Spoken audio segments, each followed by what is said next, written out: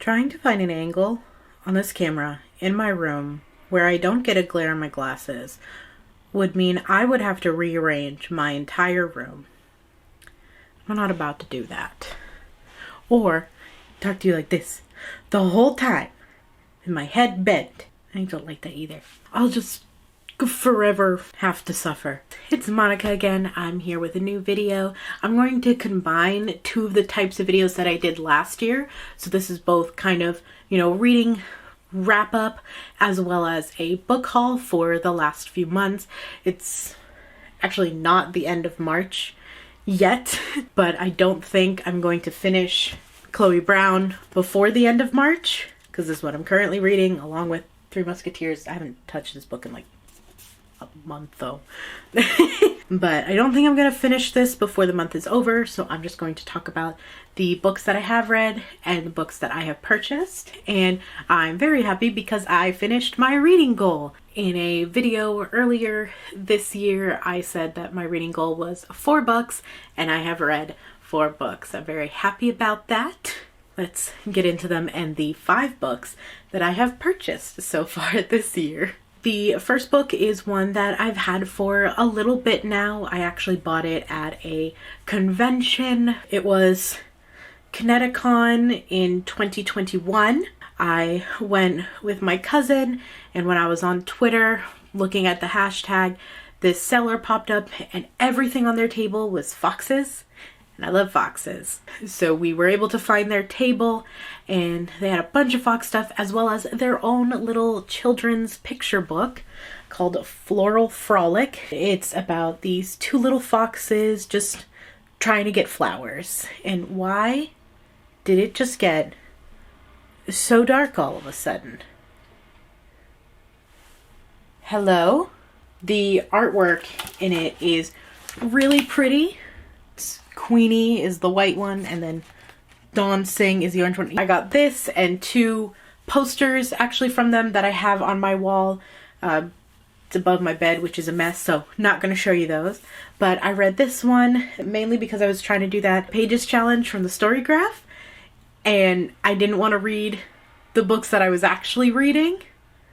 So I just decided to pick this up and just read this right before bed so I could do the pages, and I read a book. So that was really fun. This one was really cute. So if you have a chance to get this from them online, it's by Carrie Corrine and Amanda Coronado.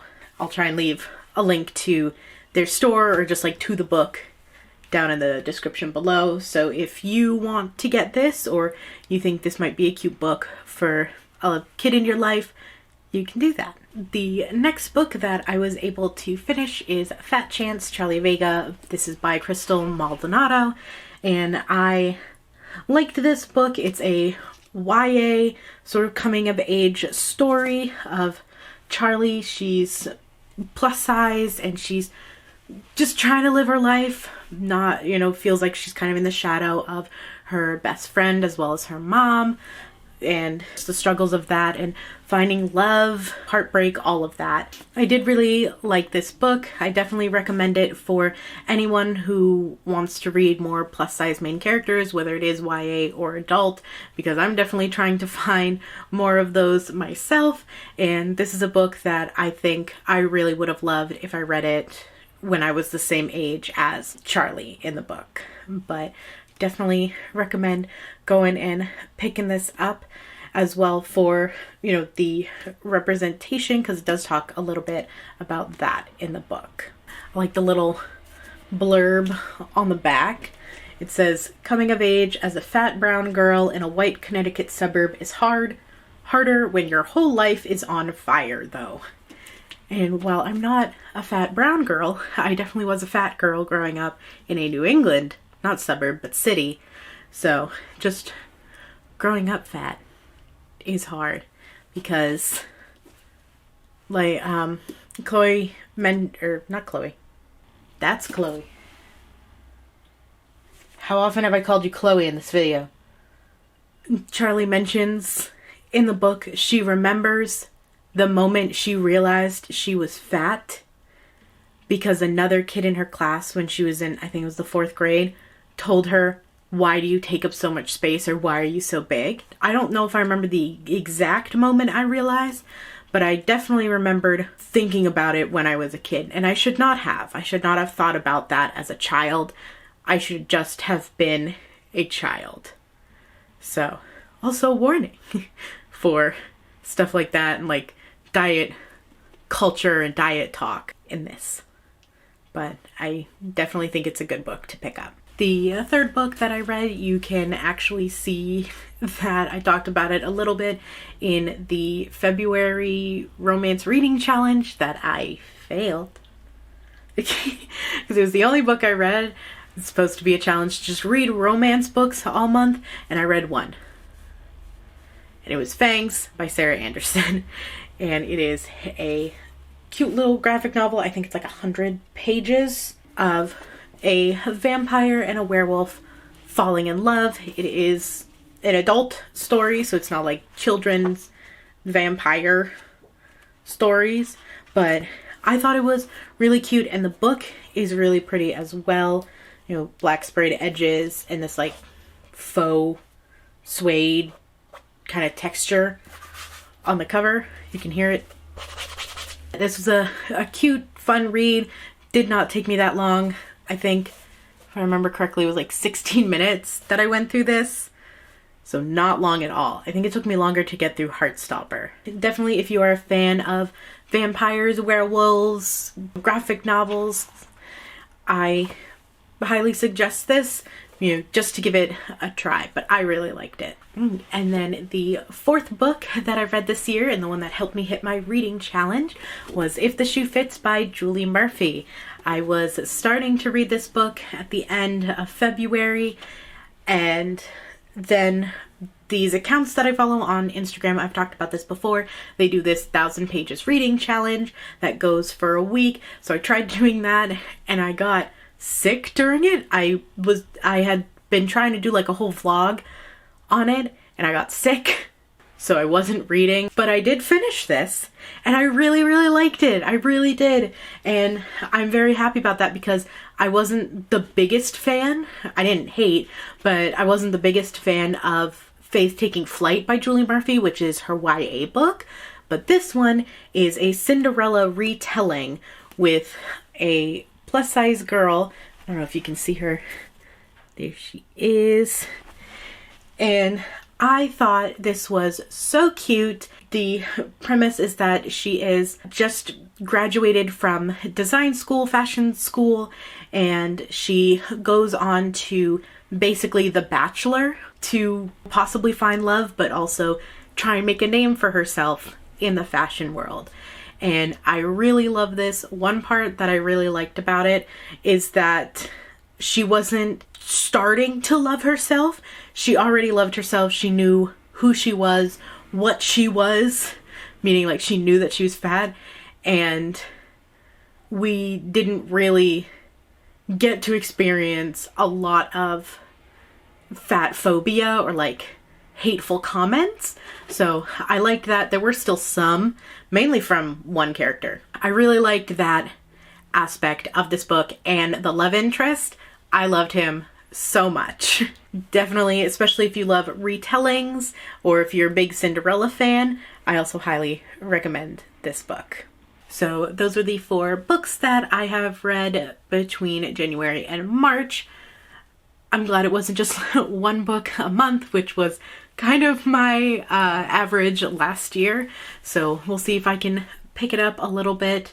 I'm about to come to a break in between my classes, so I'll see if I can read a little bit more then. But let's get into the 5 books that I have purchased. So the first book that I purchased was actually released on January 31st, and that is Sneak Thief.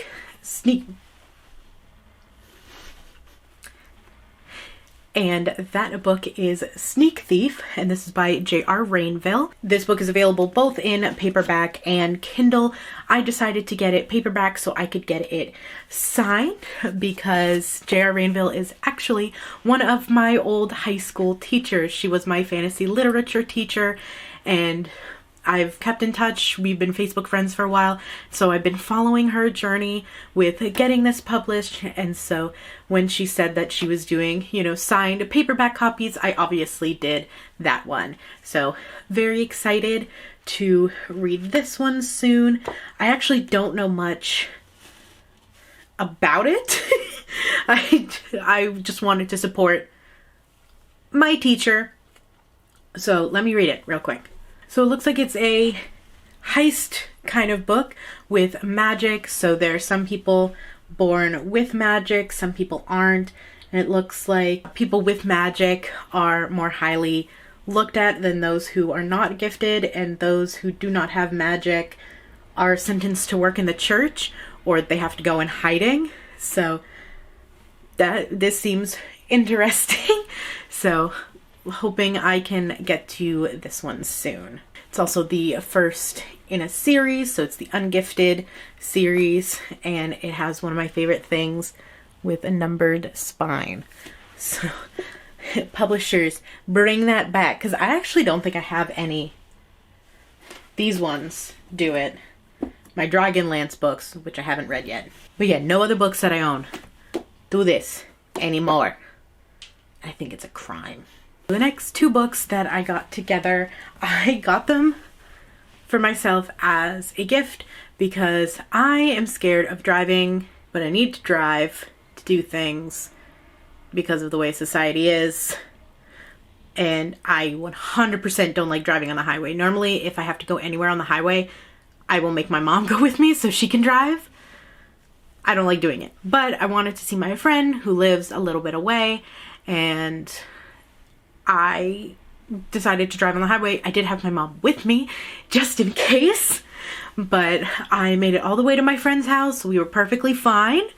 And so afterwards we stopped at Books A Million and I got myself two books. So the first one is Know My Name by Chanel Miller.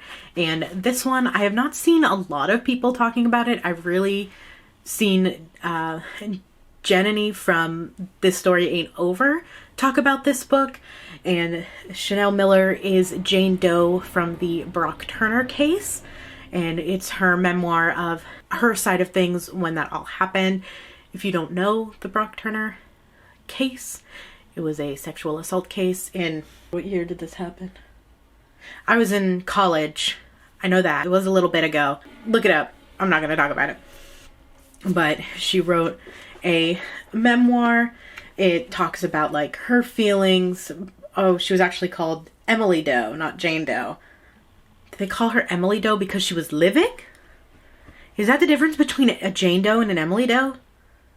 I must research this later. But it talks about like trauma, rape culture, the criminal justice system, all of that. So definitely wanted to read this because I, very much remember the case online, and we really only had one side of things. We only had one name in the story, so I definitely want to read her side of things, the victim. Next book in that Books A Million trip, and the third book that I purchased, was When Life Gives You Vampires, which is a plus-size romance book that centers around vampires, obviously. So it looks like she didn't mean to. She was accidentally turned into a vampire. That's really all I know about it on the back. So I was in this big group chat for that romance reading challenge, and one of them recommended this book because they had read it before, and the fact that it had a plus-size girl on the cover and it had to do with vampires, I said, say less. I will get it. And I'm actually very happy that Books A Million had it, because a lot of times if it's not in the bookstore when I go there, I don't buy it unless it's a pre-order, or, well, technically that was a pre-order when I bought it. But yeah, I don't necessarily buy books online unless they're pre-orders. Excited to read this. I don't know if I'll try and read it soon, or if maybe I'll try and wait and read it around like Halloween, since vampire. The last two books that I purchased, I was going to get a haircut, and I was really early for the appointment. I was with my mom because we were doing errands together before the appointment.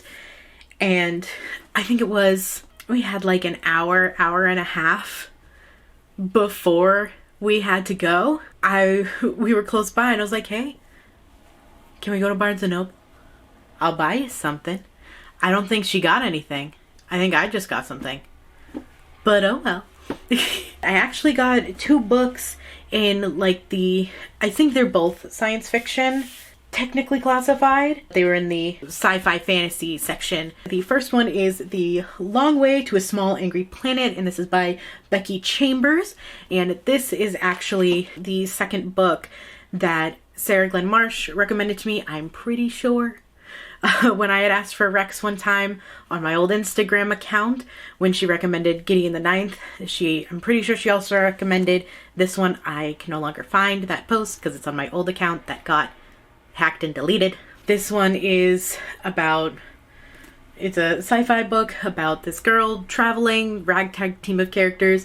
It's LGBT story. I'm pretty sure it's sapphic. Yeah, so that's really all I know about it, but it's sapphic, so I'll give it a chance. And then the last book, I think, is one of the ones I'm most excited for in this list. I've never actually really heard anyone talk about this. I don't know if I'm just late to the game on it. I'm not really late to the game. This book was published last year, but I know who the author is and what the book is based on. I am a fan of. So that is, what is this on the side? Hello? Who are you? But that is The Memory Librarian and Other Stories of Dirty Computer by Janelle Monáe. You can't actually really see it. Here it is. And so Dirty Computer is a album that Janelle Monáe has that they released. Was also in college when that album was released, but I really liked it. I loved every song on the album, and there's like a 45-minute kind of music video for the album, and I thought it was so cool. I loved it so much. And then I saw this at Barnes & Noble, and I was like, I didn't know there was a book.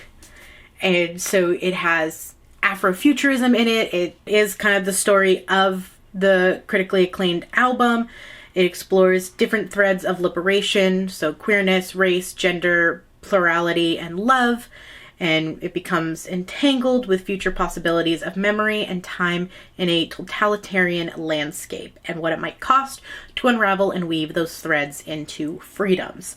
So it's literally the story from the Dirty Computer music video movie in book form, and I haven't watched that in a while, so I think I may read this and watch that again. And something that was very cool about this book, when I saw it on the shelf, it was kind of like open.